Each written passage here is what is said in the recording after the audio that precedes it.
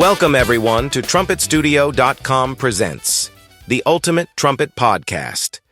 This is the only show entirely dedicated to the reality of playing, where we treat the instrument not as a mystery, but as a strict discipline.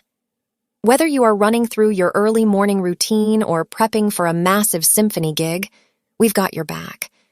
We have a truly expansive episode for you today, Bella. We're unpacking a heavily detailed and widely shared piece of writing called The Hidden Physics of the Mouthpiece Gap, Why Your Lead Horn Feels Wrong by Michael Drostee.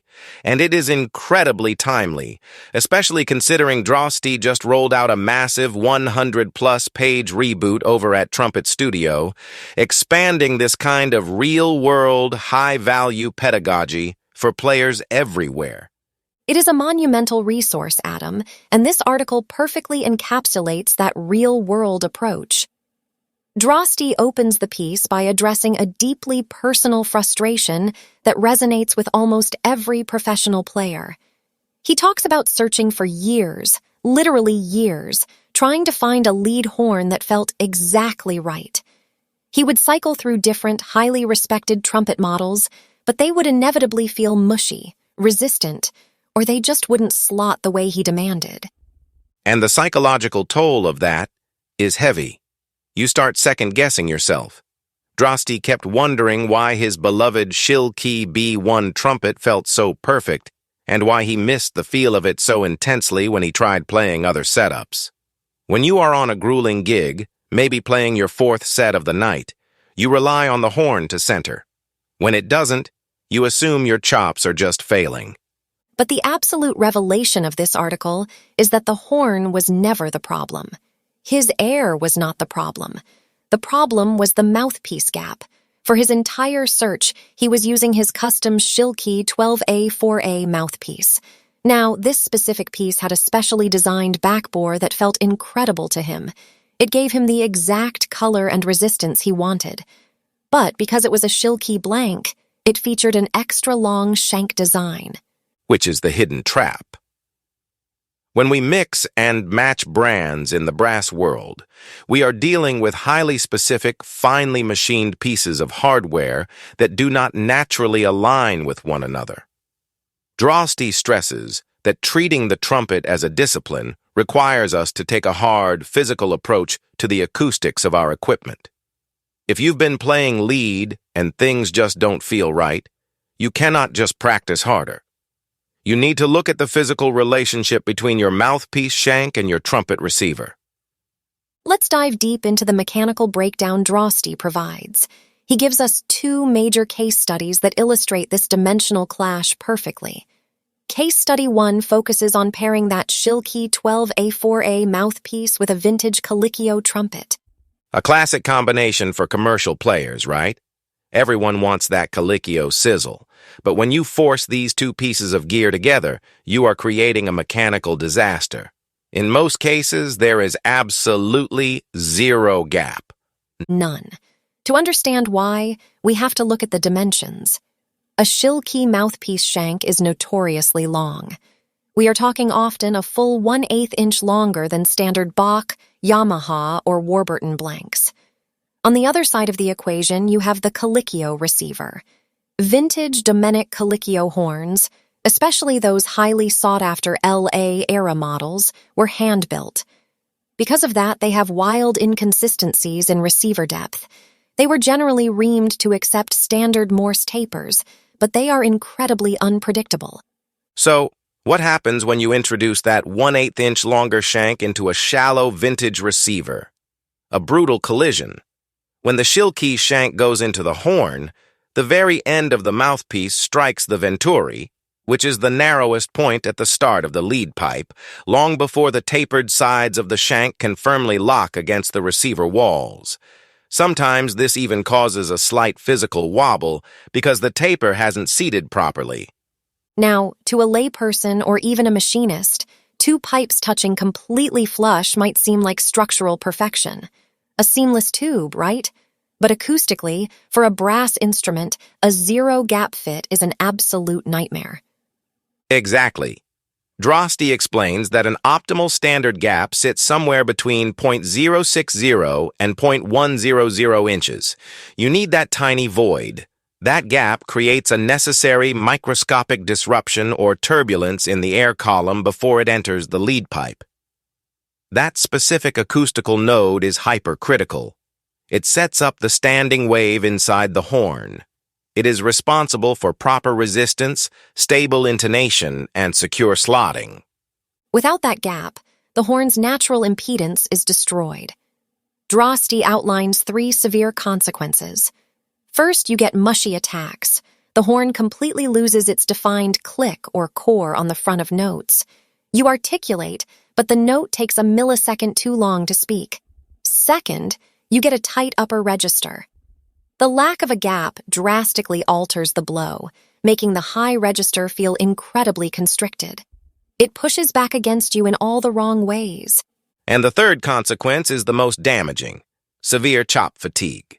Because the horn loses its center and its attacks are mushy, the player instinctively starts over-manipulating their embouchure to force the notes into their respective slots. You are muscularly wrestling the pitch into place. You end up burning out your endurance incredibly fast, all to compensate for a missing acoustical node. It is a terrifying thought, ruining your chops on a 5-hour gig because your mouthpiece is 1/8 of an inch too long.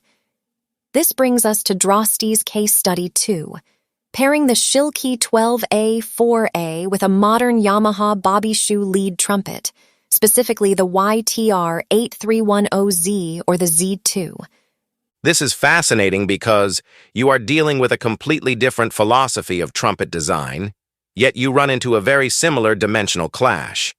The acoustical penalty, however, manifests differently. With the Z, there is almost certainly a severe gap issue.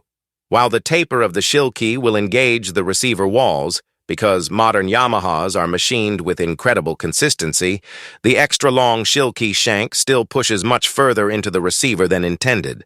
Right. You end up with an excessively tight micro gap, or in many cases it still bottoms out entirely against the lead pipe. The mechanics here revolve around the 8310Z's reversed lead pipe design. Yamaha machines this specific receiver to achieve a very precise, optimized gap, but only when paired with a standard-length shank. The Yamaha Bobby Shoe model is engineered to be incredibly lightweight and highly responsive. It has a very specific, carefully calculated resistance profile. Messing up the gap on a Z is immediately, noticeably detrimental. Drostee points out that instead of the horn zinging and lighting up above the staff like it was built to do, a micro gap completely chokes the airflow. You get a profoundly stuffy blow. It feels like somebody shoved a sock in the bell. The horn suddenly feels backed up. Beyond the stuffiness, you encounter severe intonation quirks. Because the mouthpiece sits too close to the lead pipe, you are fundamentally altering the internal volume of the receiver. This dimensional change often pulls the upper register noticeably sharp or completely flat, depending on how aggressively you blow. And finally, you suffer a massive loss of efficiency. The entire reason a commercial player buys a Bobby Shoe model is to save energy. If the gap is wrong, the horn loses its natural core. Once again, you find yourself subconsciously manipulating your embouchure to center the pitch, wasting the exact physical energy that the horn was specifically built to conserve. So, we've diagnosed the hardware failure.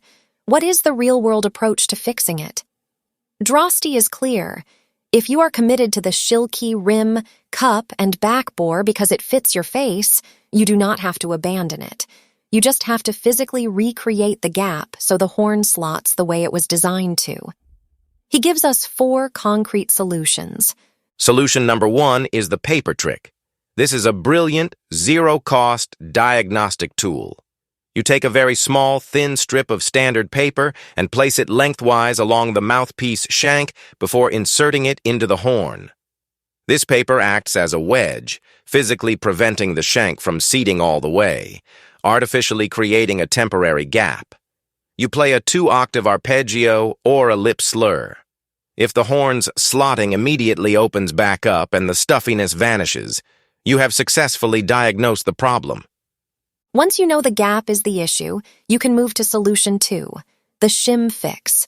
You can purchase a precision-cut brass gap shim and simply drop it into the trumpet receiver. This acts as a physical stop for the mouthpiece before it plunges too deep into the lead pipe. It is an incredibly easy, non-destructive fix that you can undo in seconds. If you want absolute perfection, you go to solution 3, Reeves sleeves. This is the most permanent and professional fix available in the brass world. You send your Schilke mouthpiece out to a machinist to have the shank cut down and threaded for Bob Reeves' sleeves. These sleeves come in micro increments, allowing you to dial in the exact gap down to the thousandth of an inch, perfectly tuning your mouthpiece to your specific Calicchio or Yamaha lead pipe. And the fourth option is to switch to a standard blank entirely. You can have a professional mouthpiece maker take your custom Schilke rim, cup, and back bore and digitally copy it onto a standard Bach-length blank.